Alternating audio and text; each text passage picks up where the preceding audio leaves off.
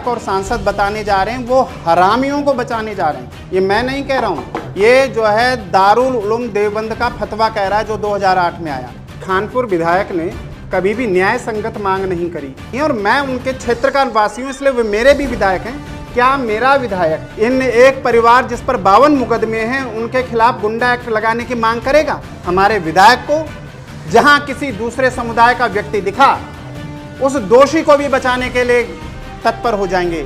ऐसा ही उन्होंने सन 2022 में किया।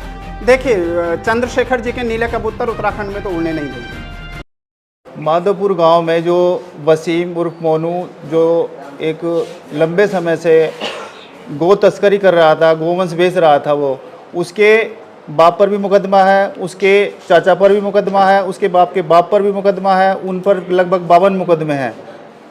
और हम आज इसलिए यहाँ प्रेस कॉन्फ्रेंस की है कि उन पर कार्रवाई होनी चाहिए, जिला बदर होना चाहिए, उन पर गैंगस्टर लगनी चाहिए।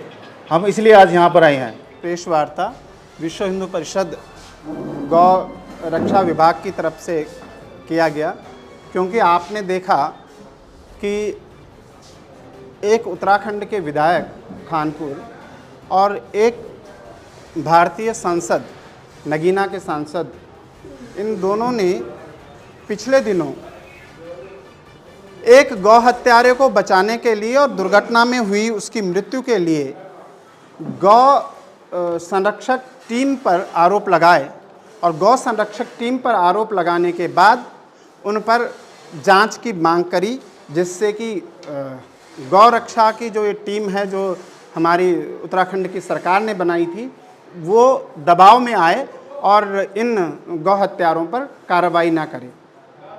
ये वे लोग हैं जिन्होंने गौवंश को बचाने के लिए इसी गांव, क्या नाम, सवालपुर गाड़ा, वहाँ पर जो है गोलियां खाई और इन पर 17/3 को पिछले साल 17/3/24 में, इसी साल जो है चाकुओं से भी हमला हुआ। पुलिस ने एक पुलिसकर्मी भी घायल हुआ था। और इतना सब होने के बाद एक परिवार के व्यक्तियों पर एक पर 10-10 मुकदमे, और आप लोगों को विश्वास नहीं करेंगे कि गौ हत्या के ही एक परिवार के व्यक्तियों पर 52 मुकदमे हैं। एक परिवार पर एक आदमी पर 10-10 मुकदमे हैं। आप सोच सकते हैं, आप गौकशी माधोपुर हरिद्वार इंटरनेट पर सर्च करेंगे तो आपको पता चलेगा कि हर महीने अनेक वारदातें वहाँ हो रही हैं।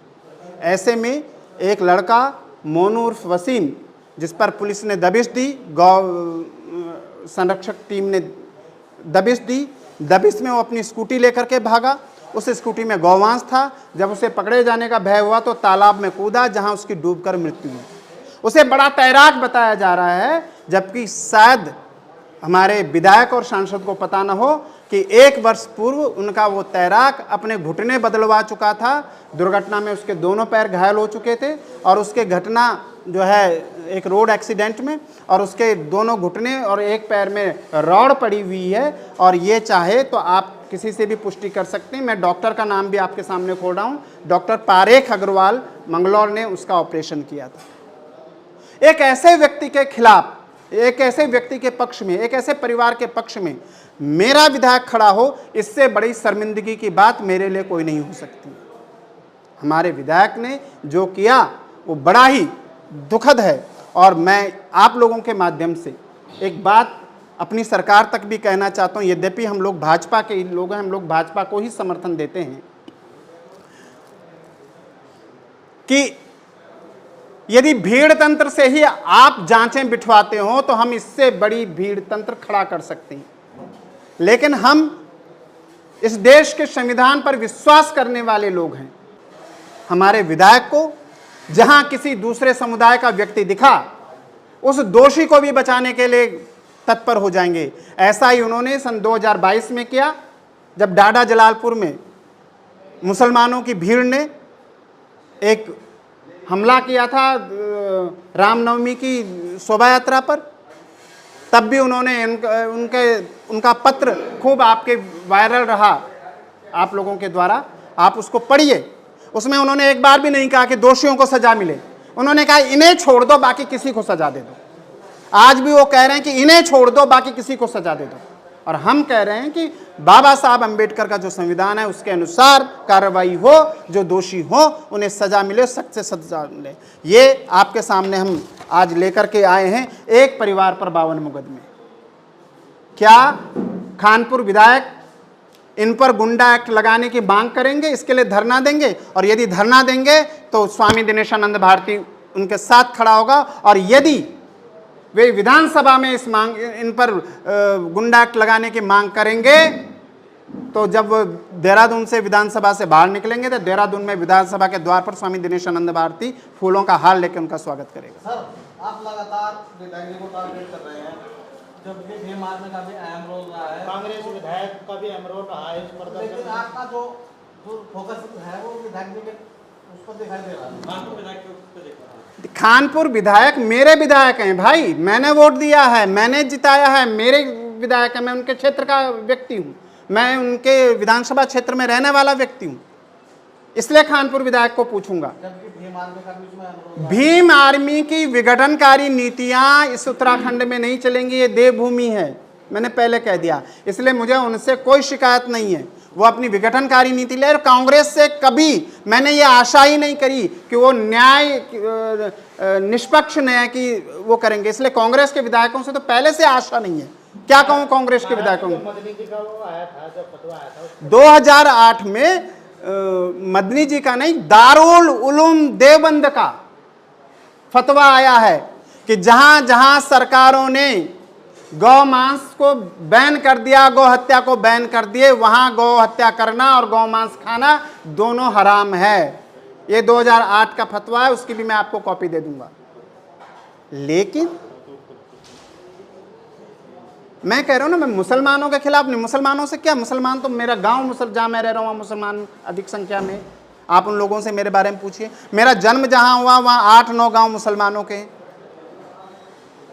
हम मुसलमानों के खिलाफ नहीं है, मैं फिर कह रहा हूं, लेकिन हम ऐसे लोगों के खिलाफ हैं जो सनातन की आस्था पर, हिंदुओं की आस्था पर चोट पहुंचा रहे हैं। एक हिंदू धर्मगुरु होने के नाते मैं इसका विरोध कर रहा हूं, जानबूझकर कर रहे हैं। वरना अगर मांस खाना तो बकरा मिल रहा है हमारे राज्य में, मछली मिल रही है, मुर्गा मिल रहा है, झोटा भी कट रहा है, किसी को जो खाना वो खाए। लेकिन अगर कोई गौमांस खाता, वो भी जब दारुल उलूम देवबंद के द्वारा बैन फतवा जारी होने के बाद भी, न तो मैं उसे मुसलमान मानता हूं और संविधान के रूप में वो अपराधी तो है ही। इसलिए आप सब लोगों के माध्यम से मैं फिर कह रहा हूं, विधायक जी को मैं इसलिए टारगेट, कांग्रेस के विधायकों से इसलिए कह रहा हूं कि कांग्रेस के विधायकों से मुझे कोई आशा नहीं है।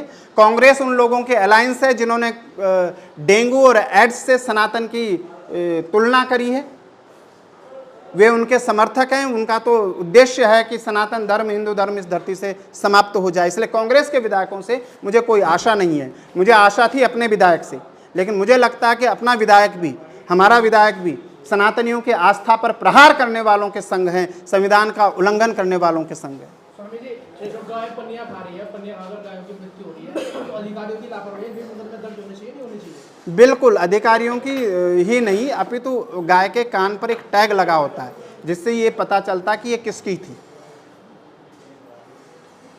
है ना। हमारे पास 50-60 गाय हैं जो कसाईयों के द्वारा, आप जैसे भाइयों, इन लोगों के द्वारा, बजरंग दल के द्वारा बचाई गई हैं। तो गाय को लेके उन मालिकों के खिलाफ क्या कार्रवाई करेंगे? पशु क्रूरता का, आवारा बहुत घूमते हैं।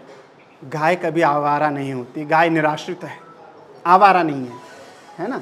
गाय आवारा नहीं है, गाय निराश्रित है। नहीं, मैं आपका सवाल समझ रहा हूँ। आप देखिए, ये तो बिल्कुल केवल, मैं तो उत्तराखंड की बात करूँ, उत्तराखंड में जितने भी स्थानीय निकाय हैं इनको, और स्पेशली मुझे लगता नहीं कि ग्राम पंचायत में ऐसी घूमती हैं, जो घूमती हैं शहरी इकाइयों में घूमती हैं।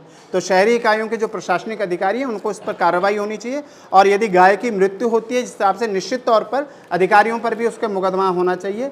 और अधिकारियों का कार्य उन गायों को पकड़े, उन पर टैग लगा हुआ है, उस टैग को देख करके पता चल जाएगा ये किसके, उसके मालिक पर पशु क्रूरता का जो है वो लगे। लेकिन अधिकारी क्या करें, मेरी समझ में नहीं आ रहा। आप अपने रुड़की की बात कीजिए, यहाँ कब से गौशाला बनी हुई है सालियर में? क्या गौशाला आरंभ हुई?